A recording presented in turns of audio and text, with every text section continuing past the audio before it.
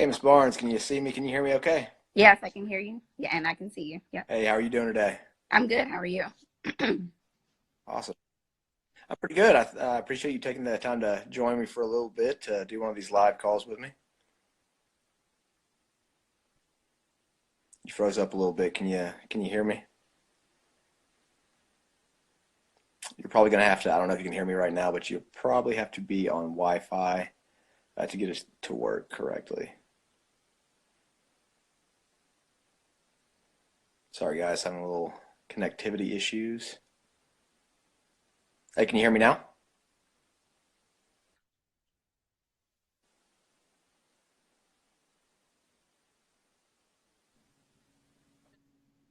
I mean, you're breaking up just a little bit. I'm kind of Okay. seeing hear you.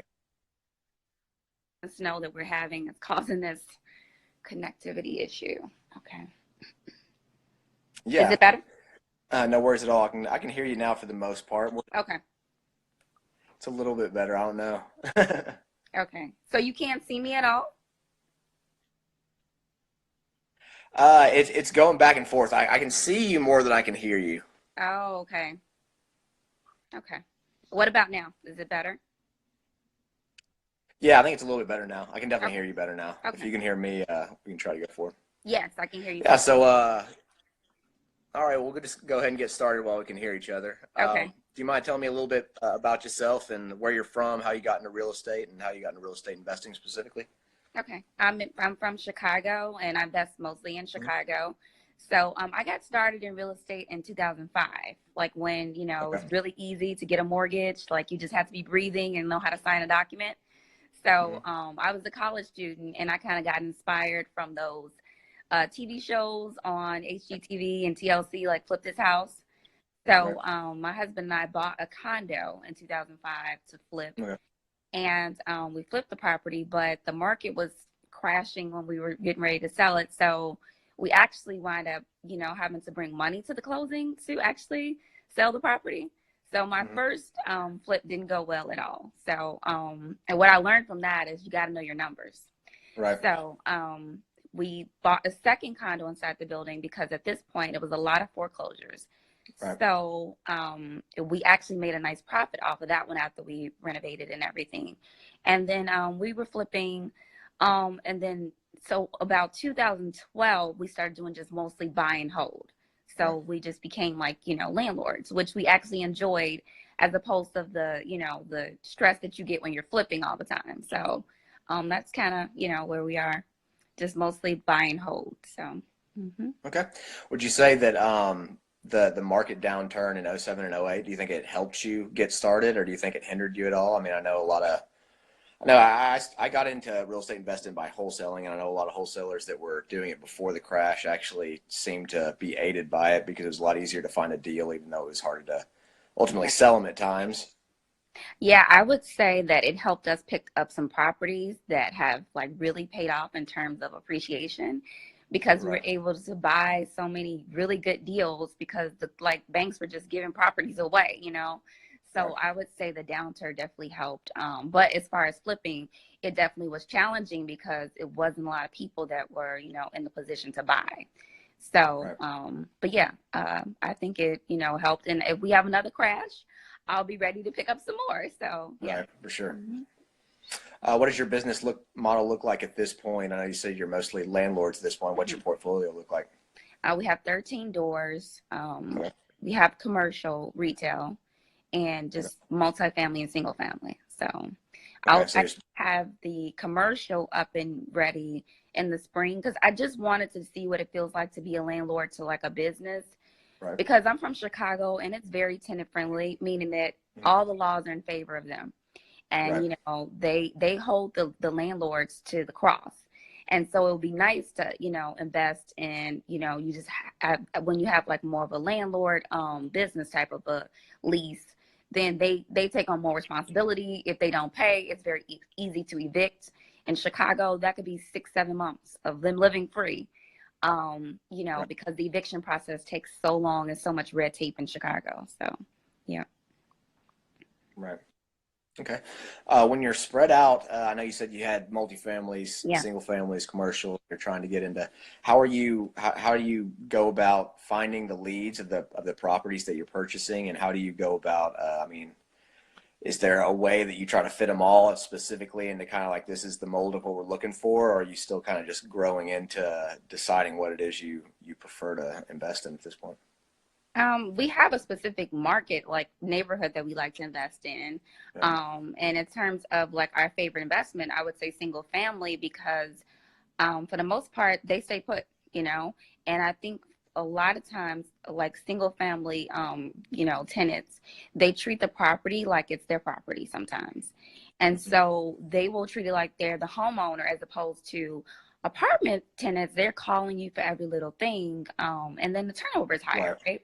So I have Right. people that have been in my properties for 5 years, and Yeah. they don't look like they're moving soon. So I think that, with single family, I know people feel like you can scale better with multifamily, but I just think that, my favorite is single family because of, to me, it's just a lot more pros. So, yeah. Yeah. Huh. I think that's interesting because I feel like a lot of people get in. I like multifamily. I think a lot of people get into multifamily because when you have a vacancy, you're not on the hook for the entire note. But essentially, what you're saying is, single family, you're not on the hook for any part of the note as frequently. So I think you're breaking up a little bit again. Hopefully, I'll get you right back. Okay, I think you're back now. Okay. Okay. Have you thought about, I guess not, given that you're trying to stick it with the single families, but have you ever thought about moving up to apartment complexes and just bigger multifamilies like that? Yeah, that's definitely something we would consider. Probably in a more, we're looking more in Indiana because it is very landlord friendly and you don't have like the Okay. bureaucracy and the issues you have here Right. in Chicago. So in Indiana, if a tenant doesn't pay, the judge is like, you need to get your crap out and here's a Yeah. judgment, for not paying. So I think if we went on a Right. large scale, it would be easier in a landlord friendly state. So yeah. Have you all ever thought of going further than places that are so local? Um, I've considered Florida just because my brother is stationed in Florida. He's in the military. Yeah. So we were kind of like looking to partner with him down there. But yeah, as far as, yeah, like just the Midwest, I guess we feel like it's more better deals in the Midwest. Sometimes you hear Hmm. these stories on the West Coast and the East Coast about how hard it is just to get into the market because, Yeah. the housing is so expensive. So yeah, the Yeah. Midwest works for us. Yeah, I actually moved to Chattanooga, Tennessee from Nashville, and Chattanooga is about 2.5 hours south. Hmm. And the properties are significantly cheaper here, with a much higher return rate. And I actually talked to a lot of people here that are investing in Alabama and Birmingham and places like that for that same reason, Hmm. that you can just buy so low and get such good cash flow. So That's so true. definitely that. Mm. Are y'all managing your properties? Yes, we self-manage. We did have Okay. property managers, but I fired both of them. Yeah. One was just a company that was like really large and Hmm. well known in Chicago. And I think being like a small mom and pops, like landlords, we got lost in the sauce. You know what I mean? Like I think we Yeah. were neglected. And then with the other one, it was like he was good at communicating, but he didn't have like a team. So he would call Yeah. us and tell us an issue, and then he would say, "Well, yeah, you need to call a plumber." And I'm like, "But that's what What I have to pay you for? that's what Yeah. I'm paying you for. So why are you calling me about this?" So that didn't work. But eventually, as we grow more, we'll definitely get a property manager, um, Right. and yeah, make it more simpler. Yeah, it's for most of the people that I know that have tried to make the transition to property management, I think it's A, very difficult to find a good one, and B, you just kind of switch from managing tenants and contractors to managing your manager. There you go. Yeah. Exactly. Yep. That's what I find in my experience too. So, So, I know you, from looking at your profile, you have quite a bit of educational stuff you do. You wrote a book. Do you mhm. do event? What all do you got going on, and where can people, what kind of education are you involved in at this point? So I wrote a book, Real Estate and Chill. That's on Amazon. Really great reviews. You guys can check that out. It just basically goes through talking about how to find a real estate agent that is compatible, financing, creative financing, tenant screening, um, different things like that. So it kind of walks you through the entire process of, being a real estate investor. And it also talks about flipping if you guys are interested in that as well. And then I have a course that talks about, my book talks about Section 8, but this course kind of goes over Section 8, tax liens. I've done that in Chicago. Just basically, if you're a newbie, it's a very helpful course. So it's on rechill.info.com. And then I usually do seminars here in Chicago for free.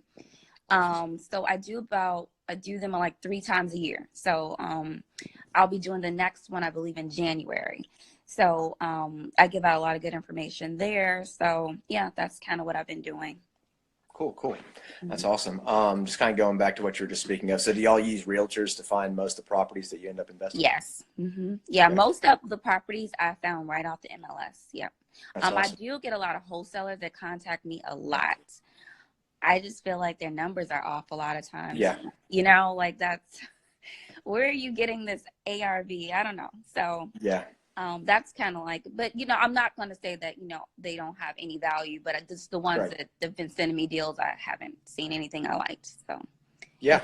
I mean, I think some markets are, from what I've understood and from what I've experienced, some markets have MLSs that allow you to find deals. And then there's, I mean, I know basically both the markets that I work in, I mean, I've done one or two deals off the MLS and all yeah. the time I'm working because it's just so oversaturated, and that's it. The wholesaling market where I'm from is super strong, and I mean it's the same thing. As a wholesaler, I can say we often get the numbers wrong, especially when it comes to repairs. Yeah. It's kind of the nature of it, but yeah, I can. I mean, I would love to have a realtor that brought me deals that I could work with. But Oh yeah.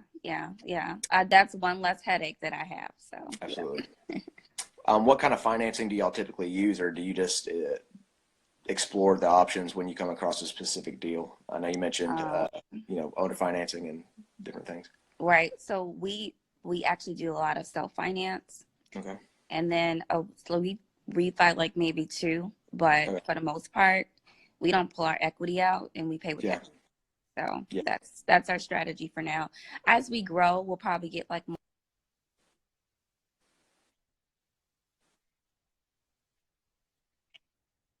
Yeah. Now,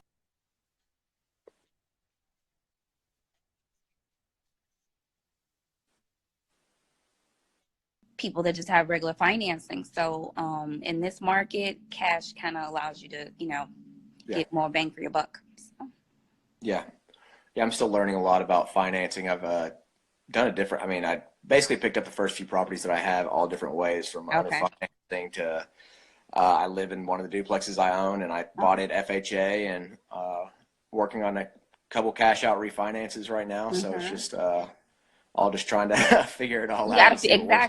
Exactly. You just got to do what works for you, and just be open to different methods. So there's no one way to buy real estate. So yeah. Absolutely. Well, I appreciate you taking the time to get with me for a little while today. As far as throwing a piece of advice out there for all the people that are just getting started, or the people that might be struggling, do you have any, advice that you tend to give people just on the get-go? I would say that, do your research, but what I find is a lot of people fall into the analysis paralysis. Right. And they will read 300 books. They will actually be mentored. They will listen to every podcast, and they still haven't bought a property. The thing about it is, it's never going to be perfect. You're never going to know anything. So this idea of you trying to think that, well, I'm going to just get so educated so I don't make any mistakes, it's just not, it's not realistic. You're going to make some mistakes. Now, they don't have to be big mistakes if you do your research and you actually take on the advice from some of the books and podcasts. But,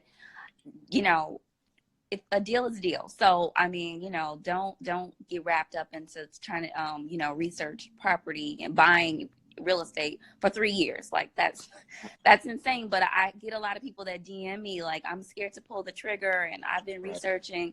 So I would say, don't get in your own way. Just trust the process. And the worst thing that could happen is you get a foreclosure, and then 2 years later you buy another property. I mean, it's not that big of a deal. So, yeah. Yeah.